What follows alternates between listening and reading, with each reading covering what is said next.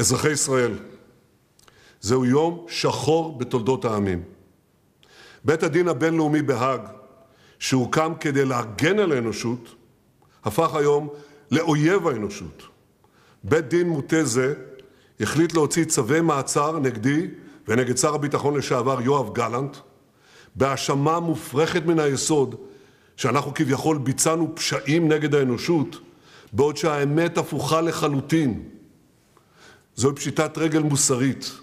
היא פוגעת בזכותן הטבעית של הדמוקרטיות להגן על עצמן מפני טרור רצחני.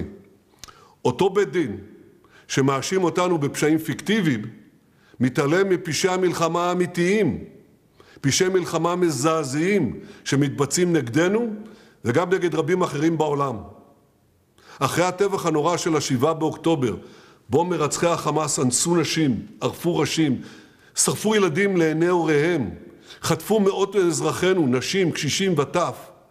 אותם רוצחים ממשיכים לבצע פשעי מלחמה נגדנו, לרבות המשך החזקת 101 מחטופינו שעדיין לא שחררנו. ואנחנו מחייבים לשחרר את כולם, כמו ששחררנו עד היום 154 מחטופינו.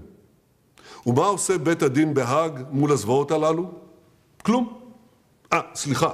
הוא הוציא היום צו מעצר נגד, תקשיבו טוב, הוא הוציא היום צו מעצר נגד גופתו של מוחמד דף.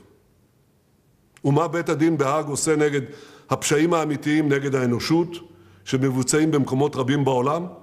גם כן כלום. מיליוני אזרחים חפים מפשע נרצחו או נעקרו מבתיהם באיראן, בסוריה, בתימן, במקומות נוספים. אבל במקום לפעול נגד משטרים אפלים אלה, בית הדין בחר לטפול האשמות שווא דווקא נגד מדינת ישראל, הדמוקרטיה היחידה במזרח התיכון שמכבדת את חוקי המלחמה.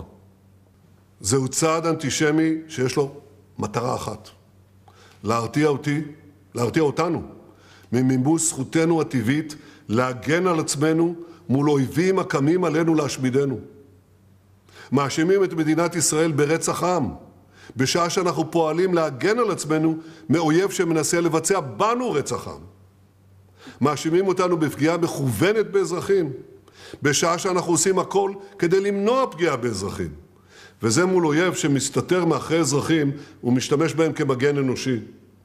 מאשימים אותנו בהרעבת אוכלוסייה, בשעה שאנחנו מכניסים מאות אלפי טונות מזון להזנת האוכלוסייה.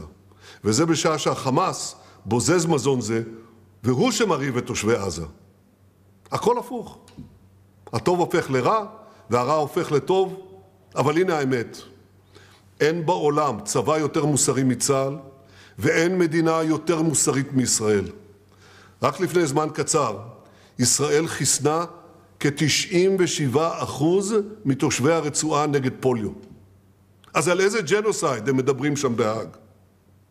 אני רוצה להגיד לכם, אף החלטה בזויה שם לא תשנה את האמת. לא מפתיע שההחלטה מקוממת זו הובלה בידי תובע ראשי שנחשד במעשים חמורים, ולא מפתיע שההחלטה זו התקבלה בידי שופטים שאיבדו כל מצפן של צדק והגינות. מעשיו של התובע והחלטת השופטים מרוקנים מתוכן את המושג צדק, והם הופכים את בית הדין הבינלאומי לכלי ניגוח פוליטי שאיבד את הלגיטימיות שלו כמוסד משפטי בינלאומי. ישראל לא מכירה, ישראל גם לא תכיר בהחלטה המעוותת זו. אבל אזרחי ישראל, יש הרבה אור בחשיכה. אני מוקיר את ההתגייסות מחממת הלב של ידידים רבים בעולם, ובראשם ידידינו בארצות הברית. הם הבהירו שלהחלטה הזו יהיו השלכות חמורות על בית הדין ועל מי שישתף פעולה עמו בעניין זה. אני מבקש להודות לנבחרי הציבור בארץ, לרוחב הקשת הפוליטית, שהתייצבו כאיש אחד נגד החלטה בזויה זאת. אני מבקש לומר לכם, שום החלטה אנטי-ישראלית מקוממת לא תמנע מאיתנו ולא תמנע ממני להמשיך להגן בכל דרך על המדינה שלנו. לא ניכנע ללחצים. יחד נעמוד, יחד נילחם, ובעזרת השם, יחד ננצח.